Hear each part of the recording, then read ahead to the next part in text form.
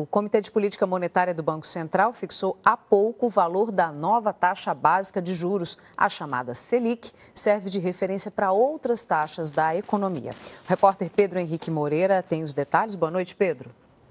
Boa noite, Catiúcia, Guilherme, boa noite a todos. O Comitê de Política Econômica aumentou em 0,5 ponto percentual os juros básicos da economia, fazendo com que a taxa Selic atinja o patamar de 14,25% ao ano. Este foi o 7º aumento consecutivo e elevou a taxa ao mesmo patamar de julho de 2006. No comunicado, o Copom informa que manter a taxa neste patamar é necessário para que a inflação atinja a meta no final de 2016. Catiúcia, Guilherme. Obrigada, Pedro. Boa noite. Muito bem, vamos ver o que acha Luiz Nassif sobre isso. Luiz Nassif está em São Paulo. Boa noite. Então, Nassif, mais 0,5 ponto percentual na taxa básica de juros? É uma aposta aí de alto risco. Aquele negócio, é uma aposta que, se o Banco Central perde a aposta, quem perde é o país, porque todos eles aí são funcionários públicos e não correm muito risco, né? Então, o que acontece? A aposta deles qual é? Nós estamos com a inflação aí 9,5%, 10%, joga a taxa de juros, vai aumentando, daí chega um momento, é o cenário do Banco Central, que a inflação despenca e despencando a economia começa a crescer. Ele apenas não explica o que acontece nesse período para a inflação despencar. Para a inflação despencar, hoje você tem uma recessão prevista aí, caminhando para os 2%, com esse aumento de juros, você tem um aumento da recessão, você tem um aumento da dívida pública como proporção do PIB, você tem problemas com as agências de risco, porque tudo isso é feito para o Brasil não perder o grau de investimento. Mas se a economia não cresce e se os juros aumentam a dívida, ele perde o grau de investimento. Então, é uma aposta de alto risco e não há muita explicação para o fato de uma economia com quase 2% de queda prevista do PIB, ou seja, em recessão, ter um aumento adicional de juros. Os juros visam conter demanda, a recessão já contém a demanda. Então, quando você aperta do ponto de vista fiscal, do ponto de vista da recessão, corta o crédito completamente e joga a taxa de juros lá em cima, você arrisca produzir um quadro complicado. Então, quando a inflação cair lá na frente, é possível que a economia também já esteja muito caída para poder levantar rapidamente. Nassif, hoje a agência de risco Standard & Poor's indicou que deve rebaixar a nota de 40 grandes empresas brasileiras e entre essas empresas estão 11 bancos. E ontem ela já tinha feito essa mesma indicação em relação ao Brasil. Qual que é a importância disso, Nassif?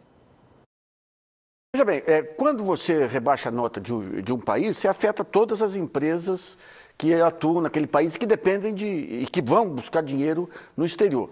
Essas agências de risco, elas monitoram os grandes fundos de investimento internacionais que fazem empréstimos a empresas brasileiras. Então, se aumenta o risco Brasil, automaticamente, mesmo que a situação das empresas, os bancos, por exemplo, são muito sólidos aí, os bancos esse ano devem ter lucros maiores ainda, mas eles analisam a capacidade do país como um todo de mandar dólares para pagar esses empréstimos. Então, você tem uma queda do nível que afetou, inclusive, algumas empresas aí que têm, as organizações Globo entraram nisso também, rebaixamento da avaliação da capacidade de pagamento. Não são as empresas em si, é o Brasil em si.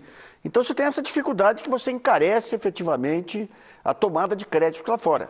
Agora, o Brasil está longe de uma crise cambial aí, tem reservas cambiais, tem tudo, mas essas avaliações dessas agências de riscos levam em consideração especificamente a perda de dinamismo da economia, a recessão e o aumento da dívida pública por conta desses juros extremamente elevados. Agora, Nassif, estejam certas ou não neste caso, essas agências de risco muitas vezes cometem erros grosseiros. É preciso lembrar o caso da crise de 2008, às vésperas da crise, dias antes, a Standard & Poor's mesmo deixou de avaliar ou avaliou positivamente um banco que quebraria em seguida. Quer dizer, é para levar a sério essas avaliações? São para serem levadas a sério?